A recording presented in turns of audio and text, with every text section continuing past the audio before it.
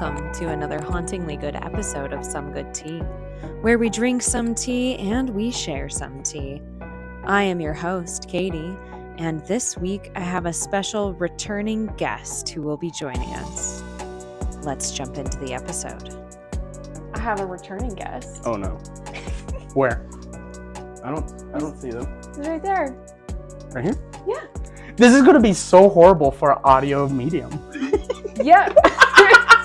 I feel like the only time that I'm like, man, I should have a video of our podcast is when you're around, Sage. And I feel like everybody should know that. They should all know. Before this gets too crazy, the tea we're enjoying today, I picked especially for you because of a conversation that we had a while ago where you talked about how you really like drinks that remind you of like apple pie. Okay, devious. This is Apple Cinnamon Rooibos tea by Tea Chia Te. I got it when I was on a trip in Oregon this year, and I thought of you immediately. As soon as I tried it, I was like, I need to give this tea to Sage. I'm so flattered. Aww. Okay, I'm gonna try this then. I'm looking forward to this. Yeah. You set yourself up for a high bar though, comparing it to. I know.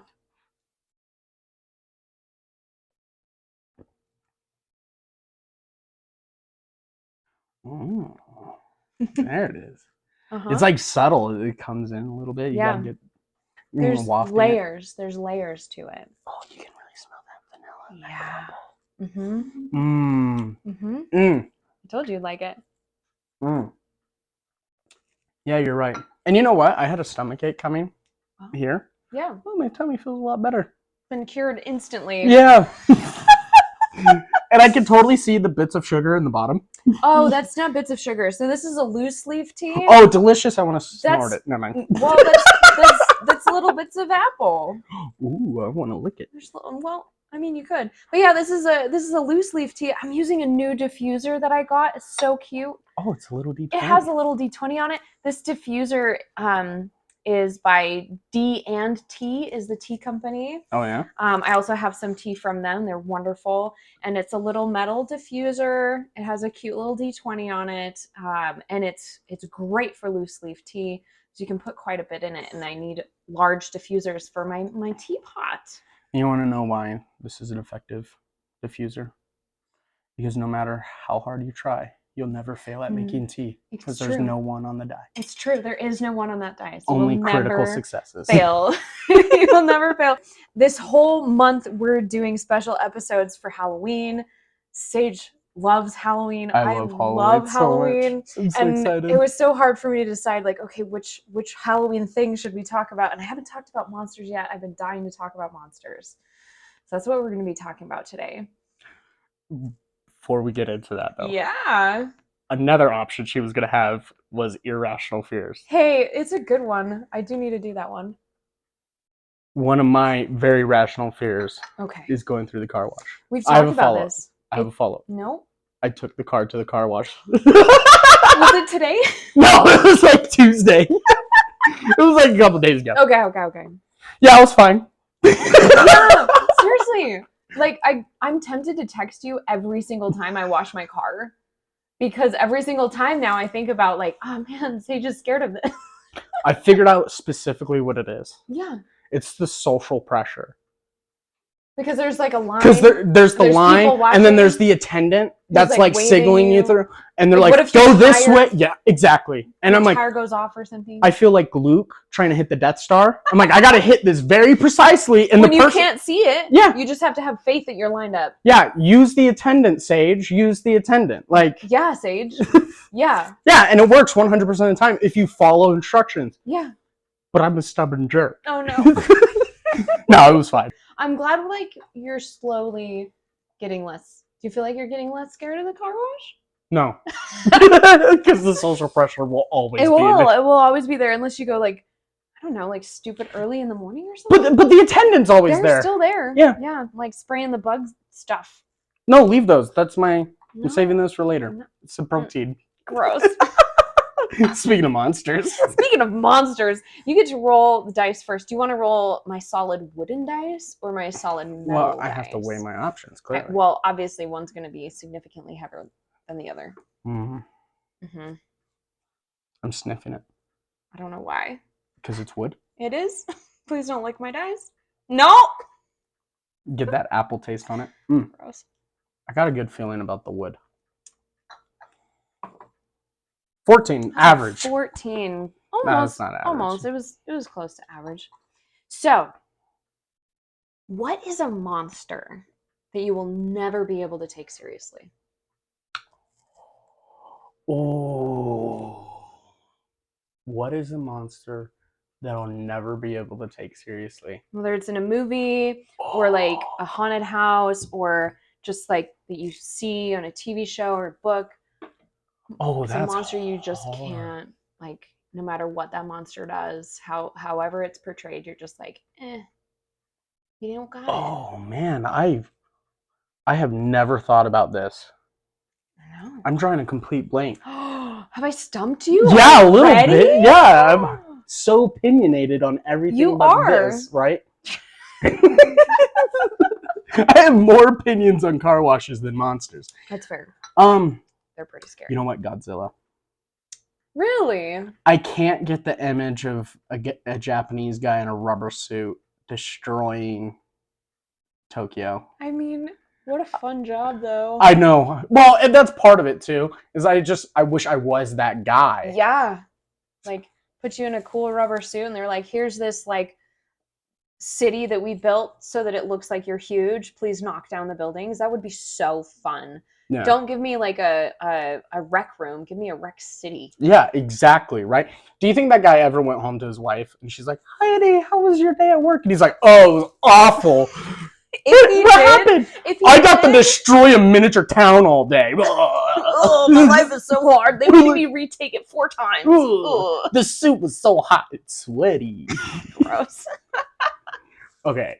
That was my stalling answer, but that's true. Okay. I don't know if I mean, that's fair. It's a pretty classic monster, but right. Yeah, I don't think I've ever watched any of those films and been like legitimately concerned about Godzilla. Right. They're great. They're fun, but not like, ooh. Spooky. No. Yeah. But I wonder if that's a cultural difference too. Possibly. I wonder if there's something in Japanese, because it's something that occurs often. Like the idea they're very popular. Huge monsters. Crushing cities. It's an anime, like Attack on Titan, Godzilla, like there's a whole bunch of stuff. Well, I mean, there's even things outside of the monster realm. You can kind of think about like any of the oh my gosh, I'm gonna draw a blank. But like you've got the Autobots, and then you've got like they're good guys, but they're huge, they're scary, smashing things. Destroying towns. Huge robots, Voltrons that way. Voltron. Power Rangers kind of hit that realm a lot too. It didn't always have to be a monster. And then there was like all the weird films that were black and white. There was like, what if we just take a lot of ants and film them in these teeny tiny little towns and make them look massive? It's kind of a trope. And there's been a lot of other films of like, oh, monsters coming out of the deep and like, ooh, it's so scary. It's like, well, I feel like they almost get so big to a point where you're like, I feel like this is. It wouldn't even matter. No, it wouldn't. They get like, so big. You can't fight it. Yeah. You can't win against it. It's kind of like, and I think that's the point of those kinds of monsters, is that it's kind of personifying the impossibility of fighting against impossible forces, like a nuclear bomb or a natural disaster or huge wars and things. It's a personification of that and that helplessness. But for me, it's almost not helplessness. It's like, oh well.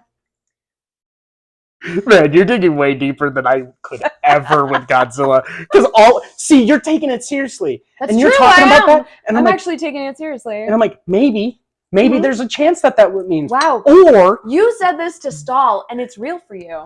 Or, actually, I'm realizing how true this is. Yeah. Or, what I view to be more likely is a bunch of dudes. We're in a meeting room smoking cigarettes. It's all smoky. Yeah, it's all smoky. They're like, we gotta come on the movie quick. Corporate's beating down on us. What's cool, guys? What's cool? Yeah. It's got to have a lot of CGI. No, I'm talking like 60s, right? Oh, in the 60s. Hey. It's got to have a lot of plastic figurines. Yeah. hey, hero, get in that suit and wreck a city. And then, like, in an afternoon, they produce Godzilla. And then all I see is the guy in the rubber suit. And then they're like, well, clearly represents the nuclear bombs from the 40s and how helpless we felt.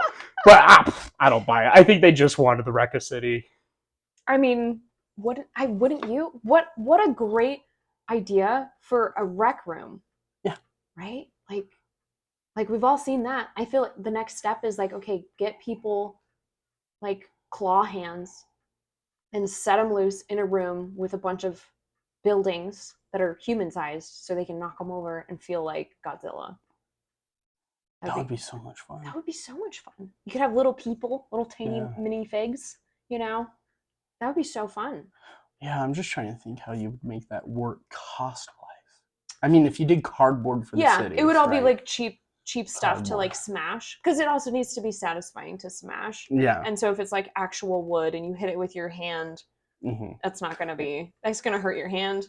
And you gotta stomp, right? Yeah, you gotta stomp on stuff. Yeah. There'll be little teeny like figurines you can stomp on, little cars, but they gotta be like, you know, paper mache and cardboard. You could put confetti in there so it would be like to represent explosions and gore. Well, it could be all red. There could be little fire hydrants and blue confetti in there, so it's like water spurting everywhere. Oh, wow. Oh, that sounds like so much fun. Mm-hmm. If someone set that up, I would fly far distances. I would go to that. If somebody was advertising like, hey, come be Godzilla for a day. What's the furthest you would go? I wouldn't go outside the country for that. I would. Oh my gosh. Why? I would absolutely. To go wreck a bunch of paper mache buildings? Well, I'd make a whole trip out of it. Okay, fair. Right. Okay, that's fair. But like, as a starting point for a vacation, be like, absolutely we're gonna go to that. this random town in wherever. Yeah. And do all these other things, but they also happen to have a rec room. A rec room that you can smash buildings as Godzilla. Exactly. I mean, frick, people in Japan, what are you doing with your lives? I bet you they have it. We just don't speak Japanese enough. That's fair. I'm not cultured. I won't pretend that I'm cultured. That was a really good first question. I had a different answer that I thought of, but nah, I'm satisfied with. Are you satisfied with this? Yeah. Okay, I will take my turn then. We'll see if this goes anywhere. 17. Have you ever been to a place where cryptids or monsters are known to live in, travel around, etc.? I mean, like, okay, I grew up on the East Coast, and I feel like there's just a lot of, there's like local stories of like, oh, there's this one crazy owl thing, or wolf thing, or stray dog that turned into a monster thing. There's like those. I've definitely been to places in like Washington and Oregon where everybody's like super into Bigfoot, for sure. Do you believe? Yeah. No. See, what I'm getting from that is your soul believes, but your logical side is like, obviously not. Here's the thing about like Bigfoot, or probably any kind of cryptid, like the Loch Ness Monster or Mothman or whatever. Like I love the local lore and kind of the pop culture-iness and like the fun side of it. But again, like monsters you can't take seriously, I can't. However, the idea of Bigfoot, especially when I was younger, terrified me. Really? Yeah. Really? Yeah. Why? I don't know. I think it has something to do with like I enjoy being out in the woods and in nature, and you kind of learn what to look out for so you don't accidentally run into a moose or something. But like Bigfoot was this like unknown of like, what would you do? I mean, they teach you what to do if there's a bear. What do you do if there's a Bigfoot? I thought the whole idea is they liked looking but not being close to people. Well, I mean, yes, but then there's stories, right, of like, oh yeah, Bigfoot tromped through our camp and we saw it through the tent thing in the middle of the night and it was all like, you know, like there's those kinds of stories. So is it like, okay, is this creature is supposed to be like all detached and shy and stuff, but there's stories where it's not. And that really freaked me out as a kid. Like, really freaked me out.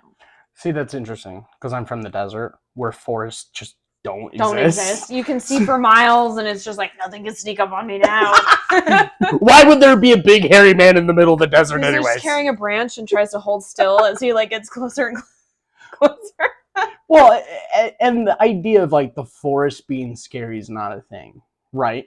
Yeah. But the problem is having moved to where we are now. Yeah. And how dark it gets in forests. It can get very dark. Yeah. And we don't even have, like, okay, not to hate, but we don't even have really good forests here. No. Like, in my little dinky town, like, we would rarely see the sky unless you got up on top of a hill or like went to the city and got in a skyscraper. You couldn't see the whole horizon. That's you so were awesome. basically under a constant canopy. That's so cool. Like most of the time. And see, that makes sense on why that would be freaky. Because it's literally in your backyard. Yeah. My worry was nuclear bombs.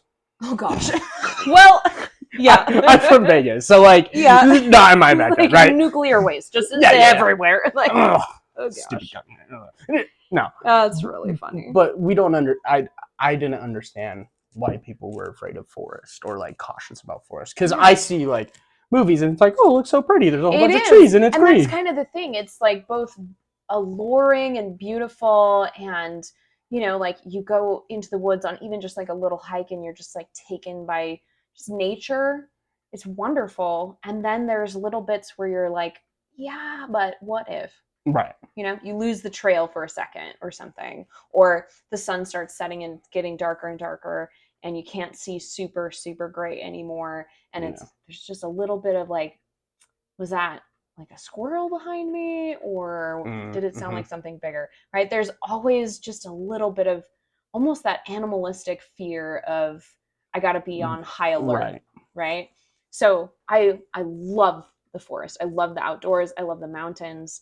But yeah, the idea of Bigfoot creeped me out so bad as a kid. And I don't know, like my science brain says like, no, sorry, no. But then the other side is like, yeah, but what if? There's enough weird things in the world where it's like, science brain is like, yeah. But what if?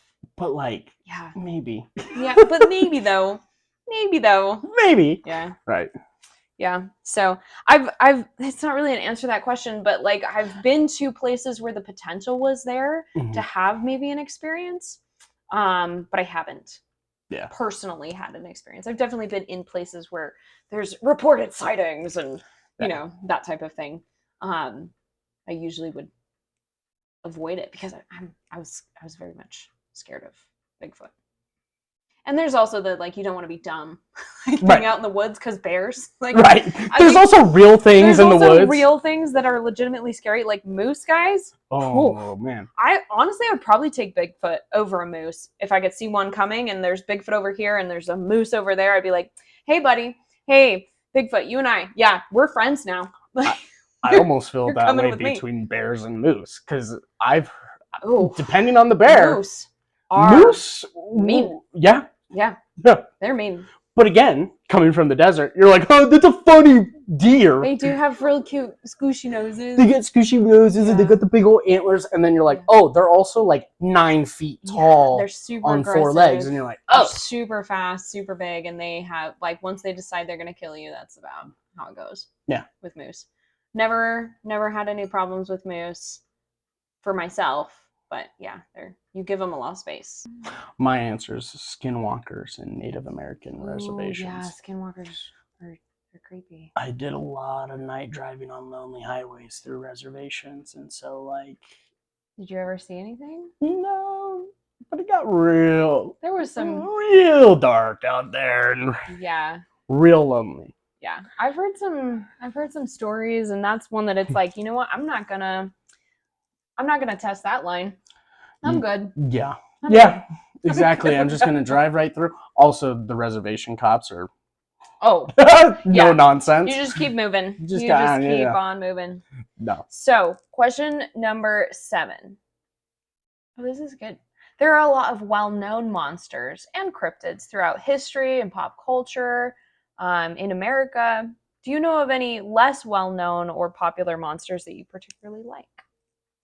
Oh my goodness, I really got to dig in this one too. Less known monsters that I really, really like. Man, I gotta think. That's You tough. know what's awful? Because I know my superhero equivalent to this, not monster equivalent. I mean, that's acceptable, but not. Oh yeah, totally not applicable. Like, that's great. I'm glad. Yeah, I'm right. glad. Let's see. And it doesn't have to be like your classic, like, we think of like lore-ish kind of monsters, or like your classic movie monsters. It can be stuff. I feel like it counts from like comic books and things if there's something from that. Yeah. Or like obviously other countries or other histories that you've heard of that you're like, you know what, this one's cool. So Japanese folklore has a lot of weird stuff, They right? do. A lot of weird demons, and we view demons as hellish creatures, but demons are just like weird spirits, and they're not always evil. They're just kind of weird. Weird. Some of them are kind of just real weird. So there's one, I have no idea what it's called, but I remember seeing a picture of it and hearing the story about it. So I bet you I can find it. Yeah, probably. So yeah. What it is, when there's a person that's feeling alone, kind of depressed and down, a person will come to their door. Now, I might be botching this. This is based off of what I remember. Person will come to the door, and if they invite that person in, they reveal a face on the stomach of this creature. What? And then it does like a belly dance, and it's a face, and it's like dancing and singing. And the whole purpose of this demon is to help that lonely person feel not as lonely. It's a wholesome monster. What? Yeah, that's what I've heard. That's what I've heard.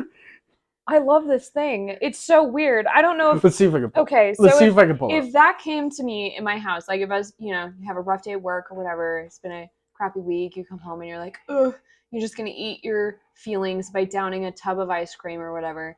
And this random person with a face in their belly came to my front door and did a dance, I would call the cops. Like, that is terrifying.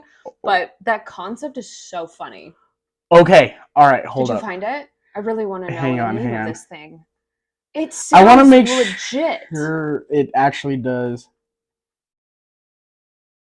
Well, based on what I know from most... Okay, here we go. I got it. Oh, you got it. Okay, so yokai is the term. Yep, right. Those are demons. Demons. The haradashi.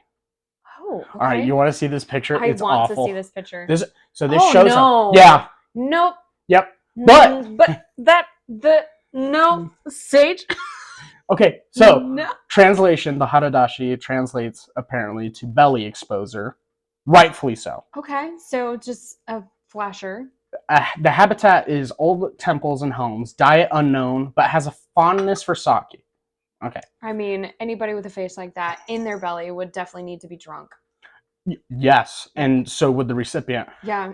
So maybe that's how you see it. So here's the appearance. The haradashi is a goofy-looking yokai that can change into various different forms. Occasionally, a haradashi will appear as a headless torso with arms, legs, and comical features on its belly. Other times, it can look like a kind elderly nun or a goofy female monster with long black hair. What's up with the Japanese and long black hair? Well, most of them have long black hair. I know, just like all their horror. Well, most of them have, like, that's the only option, right? Like, they naturally have long black hair most of the time. I know, but it's weird that it's very distinct. Because even, like, I don't know, I feel like other cultures kind of mix it up. Anyways, whatever. Well, we do, but we typically have more options when it comes to hair color, just naturally. Yeah. It's not their fault. So, whatever form it takes, the defining characteristic of a haradashi is the large, silly-looking face, which appears on the creature's enormous stomach. Okay. Behavior. Unlike most yokai, haradashi do not do anything harmful. They are cheerful and agreeable yokai and enjoy amusing others and cheering people up. Aww. They frequently describe themselves as ordinary humans and then use their belly faces to surprise people and make them laugh. Belly faces? I would cry. I would probably scream a little bit. Surprise, sure. Yeah, I maybe would be pee my surprised. pants just a teeny bit. If I saw that face, guys, I'll have to find a way to post this picture. Holy crap. Interactions. So, to Terrifying. verify that I was telling the truth. Interactions. Yes. The haradashi appeared to sad and lonely individuals, Aw. particularly those who are at home drinking alone.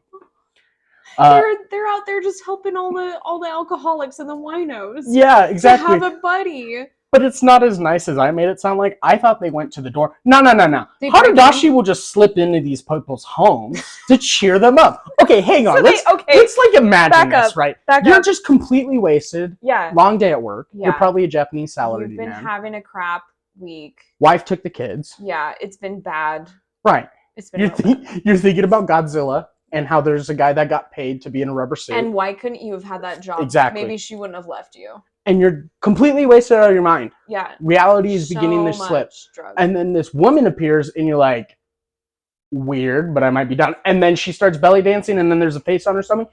You're gonna die. Yeah. Yeah. I feel like this poor little demon spirit, right? They're like, you know what? I'm not gonna be like the other demons. I'm gonna help people. I'm gonna make a difference in this world. But they were cursed with this belly face, so they're like, how can I turn this to my advantage? I know. I will break into the houses of drunk people and dance for them and make them laugh, and I'll make the world a better place. And probably they've given many people heart attacks and aneurysms, sent multiple people to the ER. Everybody's hallucinating or thinking they're hallucinating this thing. This poor yokai is just trying so hard.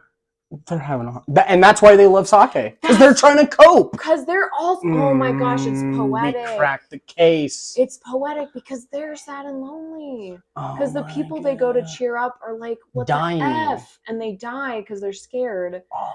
And so they're just like, oh man, maybe next time. Oh, that makes so much sense. Wow.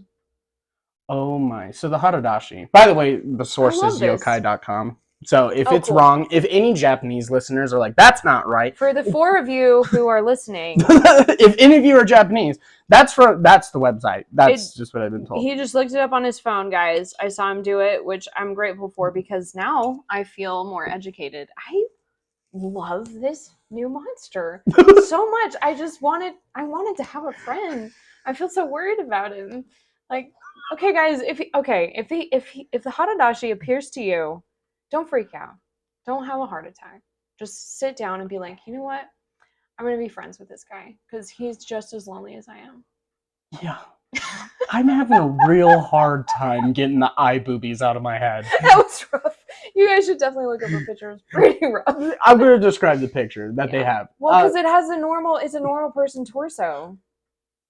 And is it? Well, okay. No. It's a little pudge. Okay, so first off, the face, the actual face, the human the head, face, the face that's on the head looks like one of those Japanese white masks. Yes. But distorted and long and weird. Yeah. And then it's like a normal colored torso, and then there's, breasts, but the breasts, at the end of the breasts, are the eyes. Yeah. Like where the nipples would go, or where the pupils They're are. Massive Huge eyes. Huge. Like snail eyes.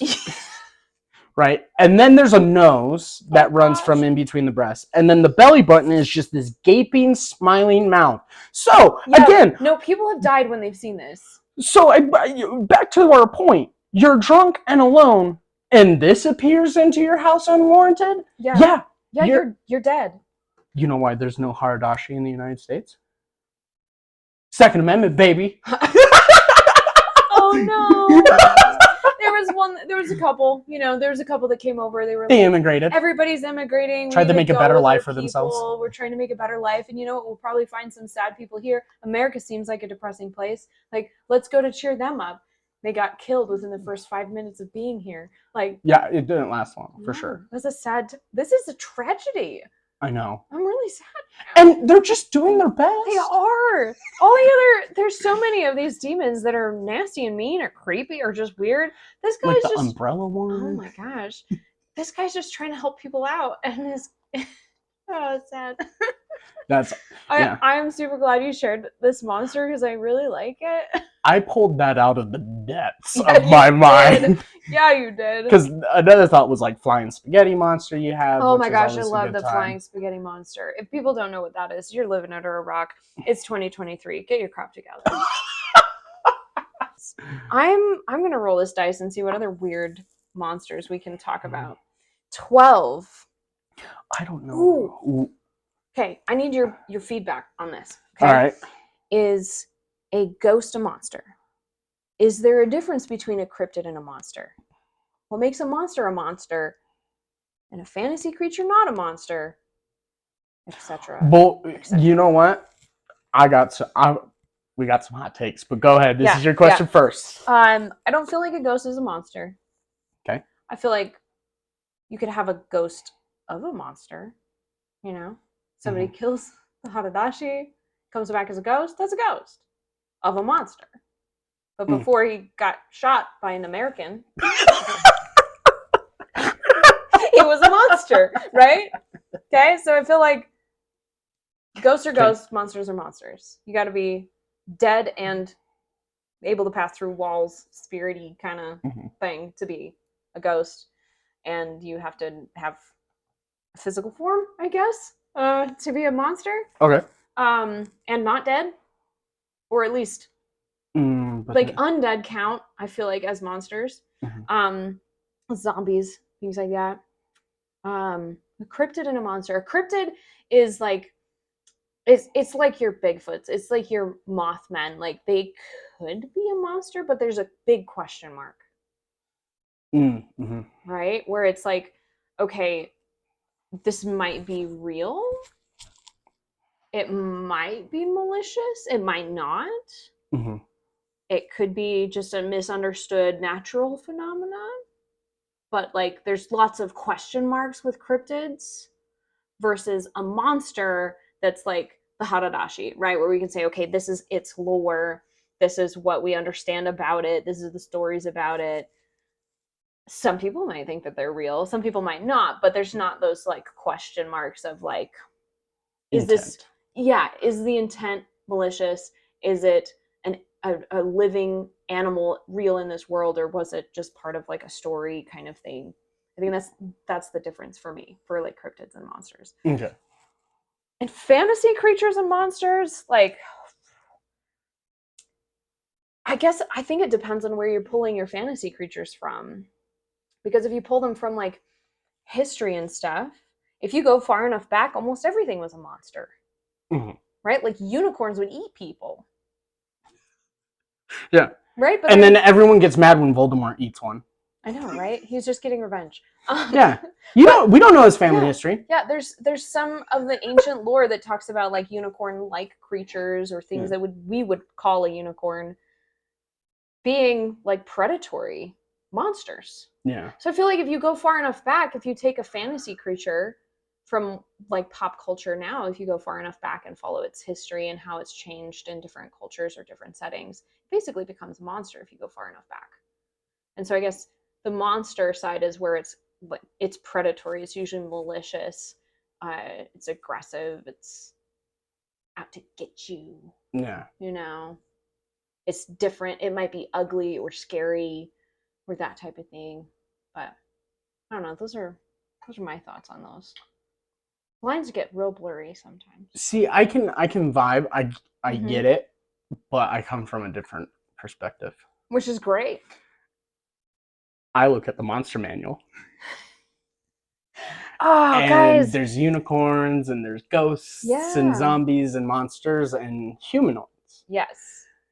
So, for you uneducated souls out there, the Monster Manual is a book that is used in Dungeons and Dragons. And in that particular game, there are different classifications for what makes a monster versus a beast versus a humanoid. Yeah. But then we can also get into like, well, when someone commits a horrible act against humanity, does that make them a monster? Because we'll be like, oh, he or she was a monster, right? Yeah. So I think my general definition of a monster is basically the antagonist to the protagonist, almost, in a lot of cases, right? Okay. But I feel like there has to be very specific intent to kill, right? Yeah. So like with your cryptid versus monster, are cryptids monsters Well, they can be. Yeah. Right. I can see that. If like the party is looking to slay Bigfoot, Mhm. he would be their monster, Yeah. right? Because let's be honest, in literature, if someone were to hunt Bigfoot, they would be called a monster hunter, right? Yeah. Right. Yeah. And so like, but just Bigfoot existing in the woods, he's more of a cryptid than a monster. Yeah. Unless he starts terrorizing towns, right? I view ghosts, because there's different kinds of ghosts, right? Yeah. I view ghosts as a category of monster. Okay. Kind of like how vampires are like A category. Or like your shapeshifters are a category. So I view like ghosts a person that can become a monster versus becoming a normal person, back and forth. Yeah. So that's how I view ghosts. I think ghosts are monsters. Interesting. Because like Scooby-Doo. Oh my gosh, freaking Scooby-Doo. She was watching Scooby-Doo before the podcast. I was. Guys, it's Halloween time. I have to watch Scooby-Doo. The gang treats a ghost the exact same way they treat a werewolf. That's true. And then they all turn out to be humans, revealing that humans were the real monsters all along. It's a deep lesson that I feel like was completely lost on me as a child. I was always bummed out that Scooby-Doo scared me, like legitimately scared me as a little kid. But I was always bummed out when it wasn't a real monster. I was always like, and it was Old Man Jenkins again. Darn it. It was always just like, dang it. But like, that is such, like, what a lesson. Right. Like, humans are the root of most of our problems. Humans are the monsters. Yeah. Humans are the monsters. Well, and you know what? There's even a little bit more to that, right? Yeah. That most things have a logical explanation to it. Yeah. Yeah. Yeah. There's my science brain. Right. Agrees. And then when I get mauled by Bigfoot, I'll be like, well, like a true scientist, I always have a little bit of doubt. You gotta always have questions, right? Always have questions. No, that's good. I like that question because it makes you think, like, is this really a monster? Yeah. I'm thinking about it this way too. Yeah. If I was getting attacked by a ghost, I'm gonna react the same way as if I'm getting attacked by a werewolf. Right, and get the heck out. Screaming and running. Screaming and running, and the thing's gonna kill me. Yeah. I'm not gonna be like, you're not technically. Excuse me, sir. You're just a silly ghost. You're not a monster. You're not a monster. And then it possesses me and lives a more fulfilling life than me. That's fair. And then the Haradashi comes out and is like, is it safe? Are we good? You gonna shoot me? Is that the dance? A little top hat. Oh, do you want to roll the dice one more time? Absolutely. Just get one more question in here. Ooh, 15. We've just been hanging out right in the middle. It's great. I think we had 12, 14, 15, 17. Yes. This is kind of a thoughtful question for a very silly episode. Do you feel like monster stories, shows, things like Scooby-Doo, experiences in haunted houses, etc., informed and influenced your childhood? Were there any you were sure had to be real? How has that affected you now? Ooh. Okay, so what's the question again? I want to make sure I really got this. Yeah. Basically, like, were there stories or experiences or shows around and regarding monsters that basically educated you as a child, and you were then pretty convinced, like, okay, these monsters might be made up, but these monsters are real? Which one was I convinced was real? Yeah. It took a long time to get over. Oh, there's an answer, and I gotta dig deep.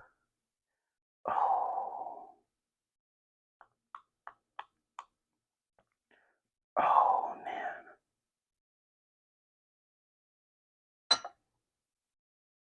See, the problem is I haven't really been afraid of monsters in a long time. That's fair. Because, like, the thing that gets me at haunted houses is psychological horror. Yeah. And I can pinpoint a very specific. So we were at a haunted house in the Adventure Dome in Las Vegas, cool. right? Yeah. And like I was with a group of friends. My wife knows I laugh my way through haunted houses, right? Yeah. And they're just silly and goofy, and I'm picking apart how they did it. them. Oh, so much fun. I actually really love seeing, like, the costuming, the staging, the lighting. how they put everything, how they set everything, like any sound effects. Like, I love the staging and how they put it. I love that. Me too. It's so great. And there was this one time where it started off in a hospital that got like run over, right? Yeah. And like the monsters weren't the scary part. The nurse panicking and watching the human psyche break. Ooh. She like acting shots. She did a good job. That got me, right? Oh, snap. And like, and I realized this trend when I also watched Cabin in the Woods. Have you seen Cabin in the Woods? Yeah. Okay, that scene where the facility, spoilers, huge spoilers. Spoilers, guys. If you haven't seen it, just skip ahead a couple minutes. For real. You gotta skip ahead. It's very good. Incorrect. You gotta pause. You gotta go watch that movie. It's phenomenal. You can come back. We'll still be here. Okay, when everyone gone? All right. Okay, cool. good. All right, just making sure. So when the facility gets invaded, yeah, I'm not terrified by the monsters. No. The part that gets me is watching the human psyche break down. That's what sends a shiver down my bones. Yeah. And I think the things that freak me out the most, and I always have, are things that are human-esque. Almost human. That uncanny valley-ness gets me 100%. The uncanny valley. I love it. I love the uncanny valley because I'm right there with you. Like that, it's almost human. It's so close, but it's not. Ooh. Yeah. There's a description for one of the monsters in The Trail on the Mansion. It's a board game. Okay. And it goes, and it's talking about these neighbors that are coming over, right? And it says, yeah, they're like dressed in these really nice suits and dresses, kind of like 1950s-esque, and they have all these casseroles and stuff, and everything seems fine and dandy. But that's when you realize that their smiles seem unnaturally large. Ooh. Just stuff like that, just like, ooh. It's so good. Right? It's so good. Yeah, it's, I don't know. If you guys don't know what the uncanny valley is, it's a psychological phenomenon where you can have, like, say, a doll or a robot that starts off cutesy, and then the closer and closer and closer you get to making it real, there's a valley of uncomfortableness that you'll have in your viewers where it's not real yet, but it's close enough that your brain is not okay with it. Yeah. And that's the uncanny valley. And it is very real. Yeah. It's a very real place to hang out, and I love that place. Oh, it's a great place to be. It's terrifying. Ooh, so good. It's so creepy. I don't like it. And that's what I liked about WandaVision, the first half of the WandaVision. Sorry, just total tangent. Because it's so uncanny. Because you're like watching what feels like a period episode. Yeah. But it's just kind of not wholesome. It's kind of goofy. And then there's little subtle, it's just like, not quite right. What? Yeah. I love that. So a couple good examples of an uncanny valley. Okay, you know the whole backrooms thing? Yeah. Liminal space. The idea of that picture with the yellow walls and the carpet. Yeah. Like all of us at some point when we look at that picture, we'd be like, I feel like I've seen that before. Yeah. That's uncanny valley. That's the uncanny valley. 100%, right? Or like AI art before it got to what it is now. Yeah. Like when it was first coming out and like fingers would be off blur. Or like, and there's still a little bit of that if you're using like a less good engine or different things like that or whatever you're using. There can be a little bit. Yeah. But it used to be very obvious. Right. And most of the stuff would be creepy. Yeah. Oh, so that's kind of what uncanny valley is. It's the reason why the uncanny valley is the reason why people don't like clowns typically, and it's also the reason why people can be creeped out by dolls. Yeah, because of like, okay, it's close enough, but it's not, and it's watching, and right. Or paintings have eyes, and they're watching you, and eyes move. Yeah, or exactly. You know, there's some really amazing robotics, right, that are absolutely mind-blowingly advanced, but just a little too creepy. Yeah. You know, don't want to go over and meet that robot at all because it's a little too creepy. I'd rather talk to a person. Yeah. And I don't even like people.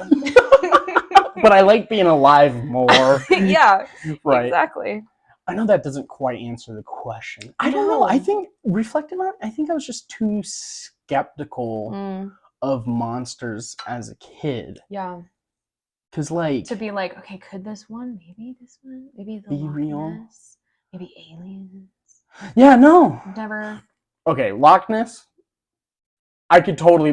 Loch Ness is probably my Bigfoot. Where it's like... Where you're like, maybe? Like, probably not, but maybe? Or maybe at one point there was. Yeah, and we fucking killed it or something like we did with everything else. Yeah. Yeah. Yeah. But, very like, fair. I don't know if there's a creature that really... I think alien is the very first monster that I can, like, think of from my childhood. Yeah. And I love aliens so much. They crack me up, man. They crack me up. I love alien stories. I love listening to people talk about being abducted. To all 4 of my listeners who are now Scientologists and Japanese and have apparently been abducted by aliens, I apologize, but y'all are hilarious. Oh, I'm not even... I love those stories. I'm talking about Ridley Scott. Oh, snap. The xenomorph. Yeah. Yeah, that big old black head and everything. Dude. I think that was probably my first exposure to... That's not true. That's my first grown-up monster. Okay. Because I grew up watching Scooby-Doo and Courage the Cowardly Dog and nonsense like that. You saw plenty of monsters. Yeah, you saw plenty of monsters, but I think that was the first one where I was like, whoa, that was a monster. Yeah. Yeah. I mean, we kind of already talked about it for me, but like Bigfoot is a big one for me. Really? Yeah. Like, it's crazy. Even so... Crazy in the sense of comparison from my life perspective. Yeah. Not crazy that it's a big thing. No. And like, I don't... My science brain is just like, no, sorry, Bigfoot's not real. Like, we would have found more stuff by now, guys. We would have. Like, we really would have. And also the ecology of the different regions and stuff just really is fairly supporting what it's got. It really wouldn't support large ape communities. Yeah. But it still creeps me out to this day. Bigfoot stories, Yeti stories, they creep me out. See, but like if I was in a haunted house or something and there was like a Bigfoot that jumps out, this guy in a like fuzzy ape costume, like that's not scary to me. It's like the idea. Yeah. I think it is a little bit unseen. Of the uncanny valley. Yeah. Well, I think it can tread on uncanny valley, but I think it's more... The mind is a better horror teller than anything written or seen. Oh, yeah. Right? Filling in the blanks and what we can come up with is truly horrific. Right now, we're having this conversation at my kitchen table, and I have a very dark window, and there's a mountainside right out there. Yeah. And part of my brain is like, don't look over there, because if there was a face, it would definitely be Bigfoot's face. Right? That's not... It doesn't make any sense, right? But if I get talking about Bigfoot or Yetis or like anything that's kind of along those lines of these mysterious, like kind of creepy ape creatures that are like watching and in the woods and oof. Yeah. That's where my brain starts to go. And it gets just the little creep vibes going on. See, and yet, because I was following you up like the whole, because I was having the same thing. That window is real dark back there. It's real dark over there. And like, if there was a face, see, for me, it would be like a white mask, like a theater mask. You know what I mean? Yeah, like a tragedy expression. Yeah, extreme expression masks, dark hood. Yeah. Because for me, it's that uncanny. It's people. Yeah. Here's why I think I know why I'm a skeptic. Okay. Right? Because in one-on-one cases, right? I'm not talking alien invasion, zombie apocalypse. Humanity, we're screwed. That's just how it is. That's how it would be. To an extent. Well, yeah. But like a Bigfoot, I just look at human history and I'm like, Bigfoot wouldn't last a freaking chance against humanity. I kind of feel bad. Right. For me, humans are so... I think the whole Scooby-Doo lesson, humans are the real monsters. I think I genuinely believe that to an extent. Oh, yeah. Where even if there was a Bigfoot community... They're screwed. I wouldn't be surprised if we've already killed them all. Yeah. And I wouldn't even be surprised if we killed them all because it was fun. Not because we're like, I'm scared for my life. You know what I mean? Yeah. We've hunted animals into So many extinction for sport. just for giggles. Yeah. We hunt each other Oh, it's bad. for horrible, horrible reasons. Yeah. So the idea of like, Dracula is going, no, we're gonna go slap the snot out of Dracula and put him into his place. Yeah. Like, men will tangle with their deities. You think Frankenstein is really going to terrorize the village? No, Frankenstein's going to hole up in his basement. He's going to wander outside for 15 minutes, be like, those sociopaths need to get locked up in the asylum that I'm in. I don't even want to be here right now. I mean, it's true. It's really true. Doctor, unmake me. Yeah, it's like, I would like to be undone. No, it's true. Scooby-Doo got it right. Like, we were the monster the whole time. Yeah. Like, we really were. And so it's hard for me to be like... Yeah. Whereas, back to Cabin in the Woods, it makes sense. Because they only have so many personnel to handle it. Yeah. But am I worried about the monsters and the scope of all of humanity? No, word gets out, that's what's going on. National Guard flies in. Pew pew. United States, you say there's oil in there, and it'll be cleaned up in 24 know hours. What happened to our dancing belly demon friends? So. That's why there's none of them here. So yeah, we already know. Yeah, this is why we can't have anything nice, guys. The reality is, like, okay, maybe Mothman's real, right? Maybe there was a Loch Ness monster, right? Maybe there was a cute little Bigfoot family just chilling. Harry and the Hendersons, you know, they were there. All right, they were living. I love the idea that the first name is a physical trait of Bigfoot. I mean, and then it's just a generic suburban last name. Yeah, yep. But like, oh, my name is Tozy Jones. Tozy Jones. But like, okay. Maybe they were real, and we can't have anything nice, and there's not any more now because somebody was like, you know what, this needs more lead. Yeah. Who knows? Maybe there were leprechauns and pixies and unicorns in Scotland and Ireland. Okay, so pixies are not nice. Neither are leprechauns. So no hate. They deserve that. But like, they were a bad time. Maybe we had magical creatures. Maybe we had dragons, and enough people went on quests. We quested them out of existence. You can't tell me. You can't tell me that, like, whenever we watch Lord of the Rings, or even The Hobbit, we're like, I want to go on a journey and fight Smaug. Well, maybe not Smaug. Oh, easily Smaug. Oh yeah, they did shoot him down with one arrow. Like, he took down an entire town, but they did shoot him down with one arrow. But just like the idea of that adventuring spirit. Oh, the adventuring spirit. Yeah. That adventuring spirit that we have. You think that didn't exist in like the medieval times when dragons were rampant upon the land? I'm starting to think fantasy's real, and what we live in is truly the worst timeline. I mean, you're not wrong. Because of our selfish, capricious nature, we no longer have unicorns, dragons, and leprechauns. But according to all accounts, they were all pretty terrible. So, but maybe, you know, the victors write the history, so maybe they weren't actually that bad. You know? I'm just saying life could be a lot more fun. That's all I'm saying.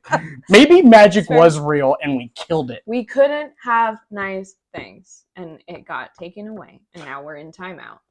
And now we have to deal with iPhones and cars and taxes. Yeah. We have to pay to live on Earth. Gross. It's a rough time. So anyways, that's my TED Talk on why humans are the real monsters. Why we're the real monsters because of taxes, and we killed all the fantasy creatures. We just exorcised all the... Catholicism blew up. You mean to tell me we didn't exorcise all the demons by now? Well, maybe that's why we don't have the belly dancing. It wasn't really lead. It was all the crosses. Yeah. And we're like, oh, can't help this person. They're going to have to be depressed on their own. It's rough times. There's some so sacrilegious jokes.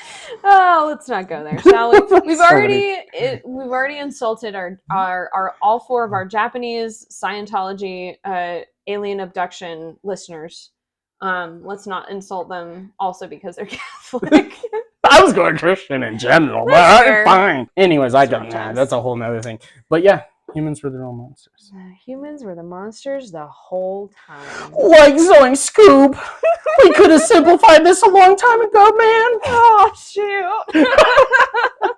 Ruh-roh. Like, I can't do it. Yeah, I almost went into Goofy. You did. That's not even the same, same, like, brand or anything. No. That's dog and dog adjacent. Oh my gosh. It's like the uncanny valley of Scooby-Doo. Goofy is the uncanny of Scooby-Doo. Think about it. Yeah, that's true. Like a dog, but not. Yeah. And clearly Goofy's a big breed of dog because he's shown I think clearly. He's supposed to be like a houndy dog. Yeah. You know, he's got big floppy ears. Yeah. But he's like, well, because he's got a lot of mouse characteristics, because that's kind of the style. That was kind of the vibe, you know, when they were establishing that. But Scooby-Doo looks like a dog. He's a Dane. He's a Great Dane. I've seen Great Danes that look like Scooby-Doo and weren't named Scooby-Doo. Like, what's wrong with you people out there? If you have a Great Dane that looks like Scooby-Doo, I don't care if it's a male or a female or anything in between. You name that thing Scooby-Doo. Crappy. Well, you should have seen how offended she got. You could see the heart in the eyes. I don't eyes. like him. Nobody liked him. He was the worst. Scrappy was the worst. Oh, especially in the live action. The live action? Ugh. Scrappy-Doo was awful. Okay, you remember how we were just like humans were the monsters the whole time? That film, especially those scenes with Scrappy-Doo, personified that. There it is. What? The monster. That's what it is. It's the freaking human possession, and then they turn into those demons from the movie. They turn into the demons. There was a part of me for a while where I was like, really? Yeah. Shut up. And I think that's what started me down into Uncanny Valley. Into the Uncanny Valley. It was Scooby-Doo all along. It was always Scooby-Doo. That's crazy. I do remember. So when those live action Scooby-Doos came out, I was very scared of them. Yeah. I was very scared of them. And it gave me the same vibes as oh my gosh, Ghostbusters. Mm-hmm. With the demon dogs in the closet. Those things scared me so bad. And it had almost the same style of special effects. Yeah, because it was very practical effects. Yeah, and Scooby-Doo, there were a lot of but they worked really well for the time. And those things were scary. Yeah. Yep. Yeah. That's it. We got the answer to the question. We found it. That's what started Sage onto his rabbit hole of being scared of things that are not quite human. Yeah. And I just like dwelling in the Uncanny Valley. It's a good place. At this point, I think I've settled. Yeah. Like I built a homestead. You built a little homestead that's like kind of crooked. Yeah. With a kind of sideways door. Yeah. And you go into Everything it and it's just one room. A little bit. It leans. Yeah. For some reason, there's always like a pot boiling on the stove, but it never like fully comes to a boil. Like everything's just kind of wrong. There's 4 walls, but 5 corners. Yep. One's inside out. You can't figure out where that other corner came from, but you can always put your stuff there and never lose it. Oh, and that brings me to cosmic horror. Ooh. That's a whole nother topic. Yeah. Cosmic horror. Lovecraft and his crazy sketchily named cat. Yep. I will let you guys look that up. Yeah, guys, if you're not familiar with that, you need to branch out. You need to delve into it because it's good. Oh, it's very good. But again, the whole premise is like, let your mind fill in. Yeah. Yeah. Yeah, because our minds, again, the dark window. What's the face in there? Like our minds are way better at filling in that just little element of like, is it though? And you probably even know this more than me, you know, but even studying psychology, we as humans hate unexplainable things. We hate when things don't add up. We like things to make sense. Yeah. And so like... Well, I think my science brain gets so happy with all the science brain things. With the little boxes and everything's nice and organized. That's great. right? It's great. I love learning things and putting it in boxes and just being like, science. It's amazing. Yeah. I could talk about cosmic horror too. Mm-hmm. A good example. Next time. Yeah, next time. This is all we have time for today, guys. Thank you so much for joining us. We will talk at you later. Bye, guys.